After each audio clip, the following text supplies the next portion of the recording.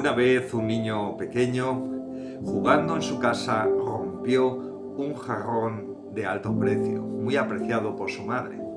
Cuando su mamá vino, se enfadó muchísimo. Pero este niño tenía una hermana unos pocos años mayor que él. Y le dijo: mamá, no castigues a mi hermanito, he sido yo.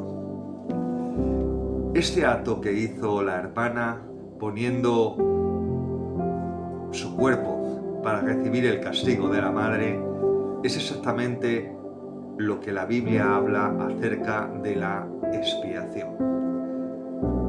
Cuando alguien paga una deuda por ti o se hace culpable de algo que tú hayas hecho, eso es lo que la Biblia llama expiación o propiciación. En el Antiguo Testamento tenemos ejemplos, como habla en el libro de Números, capítulo 25, donde se ofrecían sacrificios por el pecado cuando alguien había cometido un pecado delante de Dios.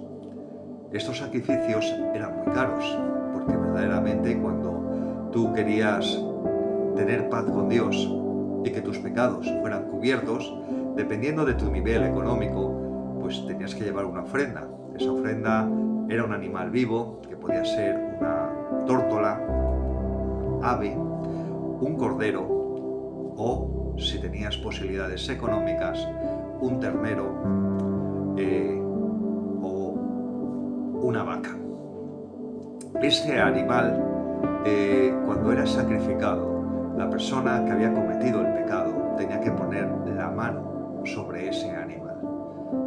Ese mugido, ese dolor, cuando el animal le era seccionada la yugular, aquel que había cometido el pecado lo sentía en su cuerpo.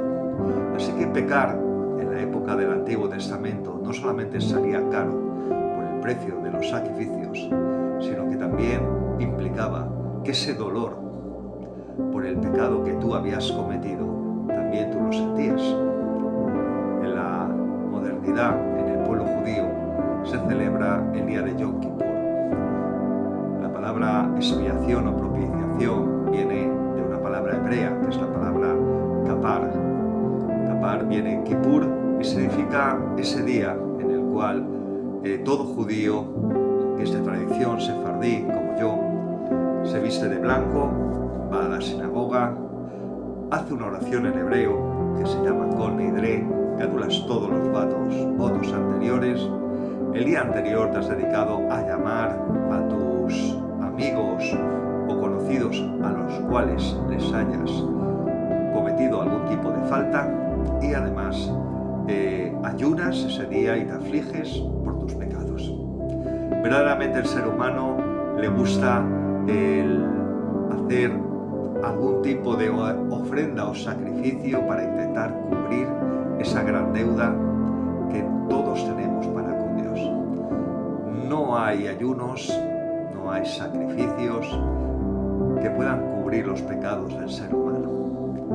Dice la Biblia en Romanos 6:23 que la paga del pecado es muerte. Y desgraciadamente no solamente hemos cometido un pecado, sino cometido millones de pecados contra Dios. El primero de ellos es no amarle con todo nuestro corazón y con toda nuestra alma. Ahora bien, Dios tenía un plan mejor. El plan mejor era enviar a su Hijo. En primera de Juan 4, del versículo 8 al 10, nos dice cómo Dios envió a su Hijo en propiciación por nuestros pecados. Esa palabra propiciación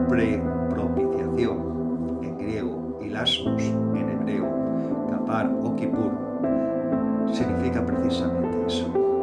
Él mandó a su Hijo para cubrir nuestros pecados, hacerse culpable de ellos siendo inocente y muriendo por ti y por mí. Ese era el gran plan de Dios. Esa era la gran agenda de Dios. Eso es lo que significa el Evangelio. No simplemente un maestro judío de Nazaret que dijo palabras bonitas como otros líderes religiosos, sino que Él entregó su vida en expiación y en propiciación por tus pecados y por los míos. Qué hermoso es tener un amigo o un familiar que cuando tenemos una deuda, cubre esa deuda con su dinero. Nosotros estamos en deuda con él, ciertamente. A partir de entonces, pues eso es lo que hizo Dios con Jesús. Él entregó su vida por nosotros. Se hizo culpable en la cruz por todos nuestros pecados. Por eso cuando Él estaba en la cruz diciendo, Padre, ¿por qué me has abandonado? Es porque verdadera y literalmente Dios echó en Él toda la oscuridad del mundo. Para que verdaderamente nosotros, cuando le miremos y creamos que podemos recibir perdón a través de Él, recibamos ese perdón, esa vida eterna, esa promesa de eternidad, ese acceso a ese mundo espiritual de Dios de bien. Y en ese mismo versículo que he citado antes hay una promesa, o un mandamiento, mejor dicho. Jesús entregó su vida para que nosotros vivamos por Él. Así que yo un día decidí entregarle mi vida a Cristo y a partir de ese día vivo para Él, por Él y por medio de Él. Y te digo que es maravilloso. ¿También querrás hacerlo tú?